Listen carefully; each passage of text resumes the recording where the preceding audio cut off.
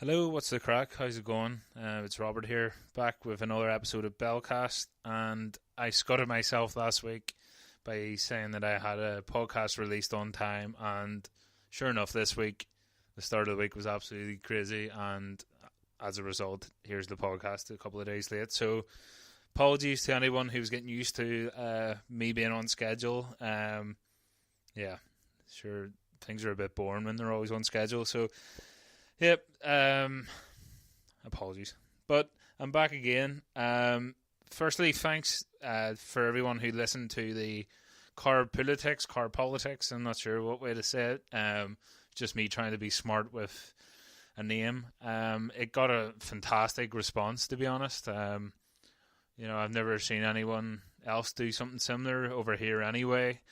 I think it's a really good idea, and I'm hoping to have another one done with another friend from a different political background next week. So I'm really looking forward to that. And I've said it before in a previous podcast, it's boring just talking to people that you agree with all the time. And it may, make you feel better or make you feel like that your beliefs are correct. But yeah, I think there's just not a lot of people in the world nowadays that talk to people they disagree with. People are too easily triggered when an adverse opinion is presented to them, or somebody challenges them. So I'll be having that chat next week, and I really hope it is as successful as the one we had previously. So thanks again to Clona who helped out. Just got a few things to chat about this week.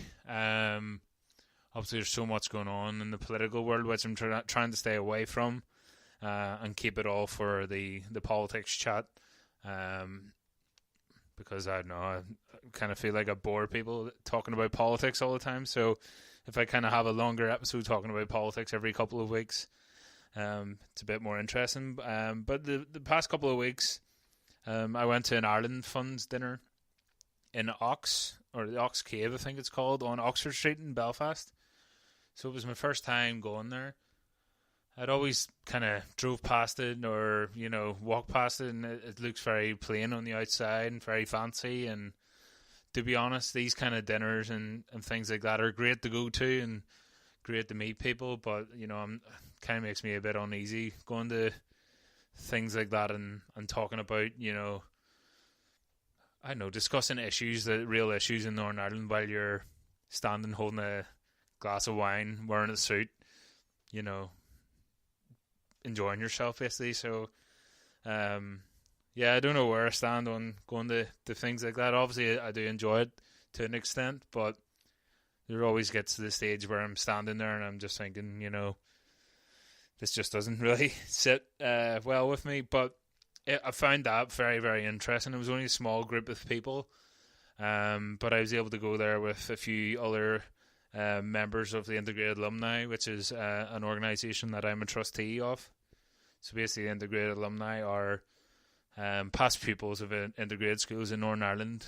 We're a charity, and we basically promote integrated education and provide like a supportive network for people who went to an integrated school, and basically just share our stories, which I've said before, integrated education changed my life. But anyway, I could talk all day about integrated education, which I won't do. But we went there, and the main purpose of the event was to honour both Richard Moore and Jimmy-Nesbitt, who was there as well. But Richard's story is just fantastic, and there was a Paddy Cateley documentary a few months ago on the BBC. I can't remember the name of it, to be honest, but it was all about him and talking about, his dad was killed, I think it was 20 years ago, maybe more. His dad was shot dead, I think it was by loyalist paramilitaries. And his dad wasn't involved in anything. I think it was just because, he was a Catholic. And, that didn't sour Patrick, and, it didn't make him want to take up arms or anything. But in that documentary, he met a few people, including Richard Moore. So Richard, I think he's either in his 50s or his 60s. Apologies, Richard, if you're listening. And I've got your age wrong. But, Richard is from Derry. And when he was 10 years old, he got hit by a rubber bullet shot by a British soldier. And as soon as it hit him, it basically completely blinded him. And as a 10-year-old, I don't know how I would deal with such a thing like that. And, you're still a child as well. And I know there's so much trauma there that it could break someone. Like, it could ruin their life completely. But Richard didn't kind of hold any hate for that action, even though it was completely disgusting what happened. And, a grown adult shot a child with a rubber bullet that, throughout the Troubles, a number of people were killed by, even though they're supposed to be like kind of non-lethal. They basically are, if they hit the right place. So, Richard got blinded, unfortunately, but he kind of used that traumatic experience to something positive. He wanted to help people and help children across the world in war-torn places, in Africa and South America, help change lives of children. And his story is just so gripping, and he's just a great speaker. And it's a bit emotional actually standing there and listening to his story, because thinking of that, and thinking of even family members who are that age, and just imagining something like that happening to them. I know it's irrational, but it definitely, it's something you definitely do think about when you hear things like that. But Richard's so inspirational, and he was saying, just because he's blind doesn't mean he hasn't got any vision, or hasn't got a vision, which was just, so inspirational. And yeah, it's just great to see somebody like him, and equally like Patrick Kielty, who had these traumatic experiences. Patrick Kielty lost his father to, thugs, basically. And Richard was blinded by a soldier. Like, very easily they could have, I don't know, got involved with paramilitaries, or, kind of went off the rails a bit, but they didn't. They used that experience and said, no, we're not going to be angry about this. We're not going to use this as an excuse to hate the other side of the community.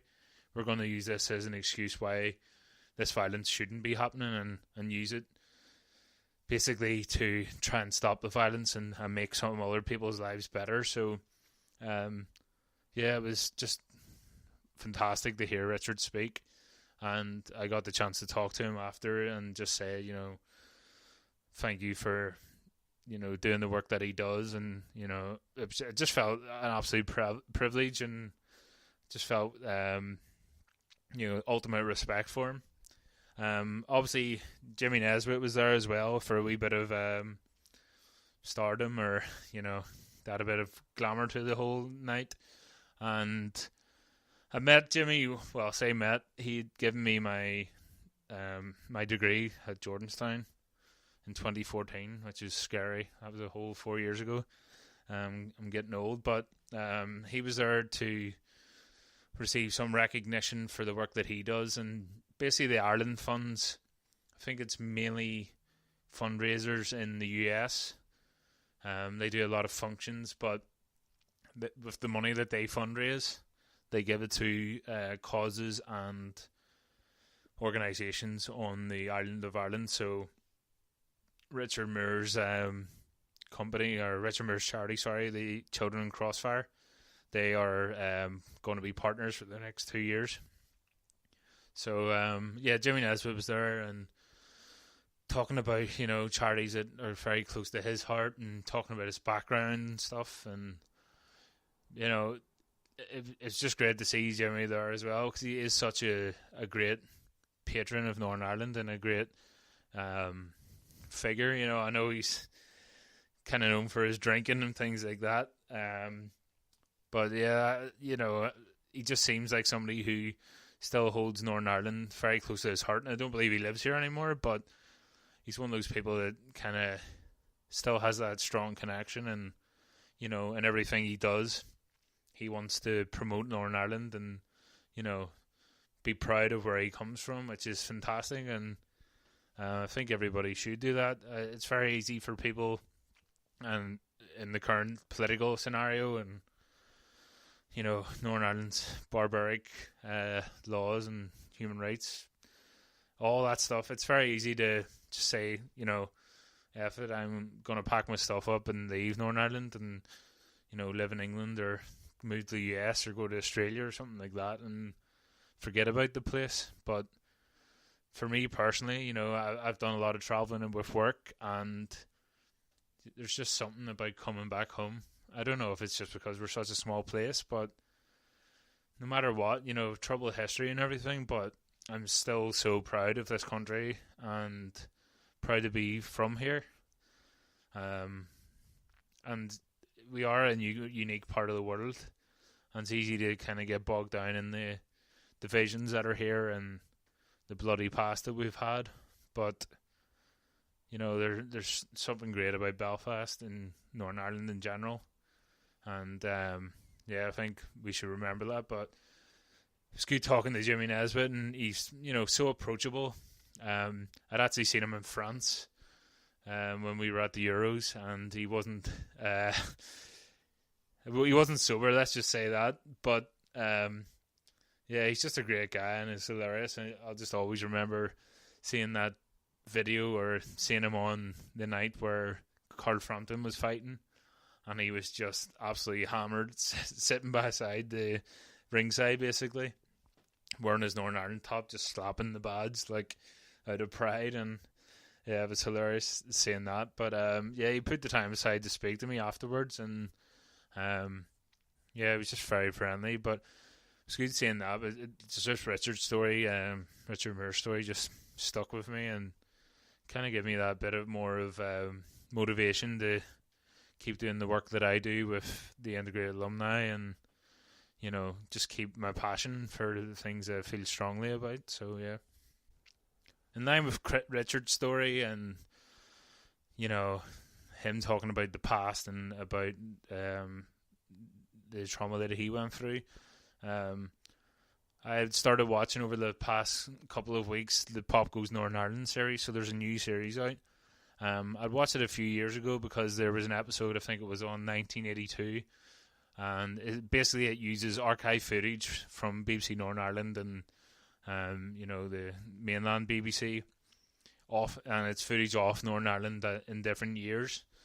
And I remember watching it before on 1982, where it was the opening of Lagan College, the school I attended, the first integrated school in Northern Ireland, a school where people opposed kids, generally the same. The only difference they had was, one was from a Catholic background, one was from a Protestant background, and something that the UP actually protest about. But I'll not get sidetracked again on the integrated education thing. But there's a new series out, and I think the episodes were 1970, 1973, 76, 86 and 1990, I think it was. I've definitely either got one of those years wrong or missed one, but regardless, it was they're just so fantastically put together, and they've got the right mix of that footage of normal life during the Troubles, people trying to get on with their lives, just seeing the surreal things of like people walking to the shops and the army are standing on the corner, or going into Belfast city centre through Hughes gates, like getting searched and everything. So it's interesting seeing that, but also it brings home the true human cost of the Troubles. And I don't even really like using the term the Troubles, because it was more than that. The Troubles nearly makes it sound like there's a slight disturbance that went on for 30 years, but we all know that isn't the case. But there was the way it was done is just so it's sensitive to the people who died as well, and I'm not surprised that it's so well done, because it's Tim McGarry who helps produce it. And Tim was a guest on the podcast a few episodes ago. But it's just seeing it go through chronologically through a year, and January 6th somebody got killed, January